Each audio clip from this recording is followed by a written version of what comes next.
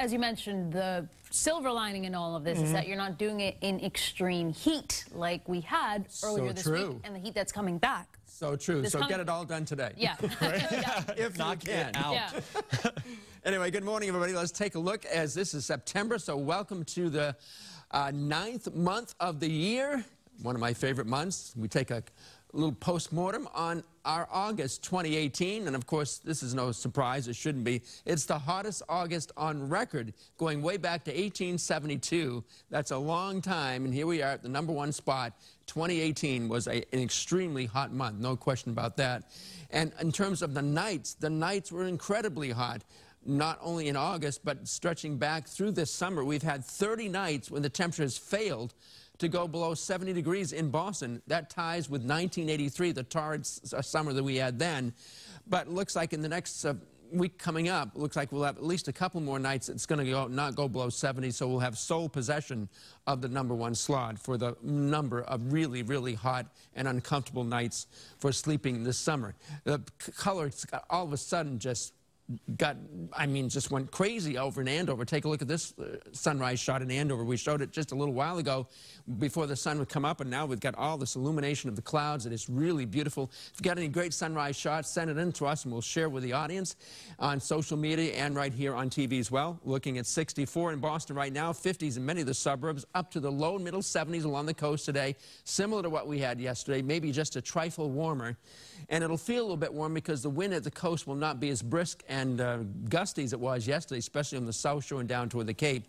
Inland locations, upper 70s, almost up to 80 degrees in areas northwest of Boston, lower 80s in the Connecticut River Valley.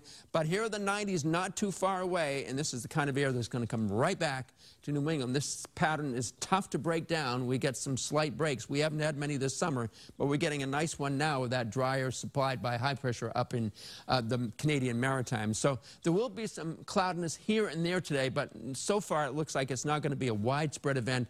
It's not going to be something that's going to cancel out or blot out the sun all the time. So we'll have a lot of sunshine much of the time, but every now and then some patchy cloudiness could pass by.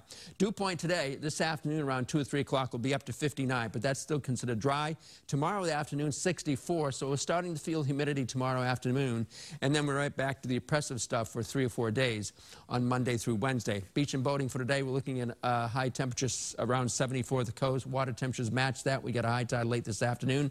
The seas are not as rough as yesterday because the wind is down. The buoys reporting 1 to 2 foot seas for the region for today. Revolution play tonight at Foxborough. It looks like it's going to be fine, 74 degrees as they start off that game, partly cloudy and dry. Low temperatures tonight will be in the upper 50s and lower 60s. We're going to take a look at the tropics, and we'll be watching stuff in the Gulf of Mexico, and maybe this system here, which may head toward Florida.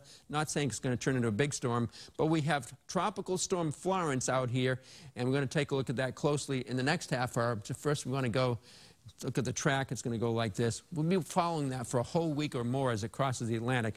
But let's follow the high temperatures over the next few days, and they're really going to go right back up to 91 and 93 on Tuesday. Cooler at some coastal areas, especially south-facing coastal spots. A little bit of relief on Wednesday, then really hot again on Thursday.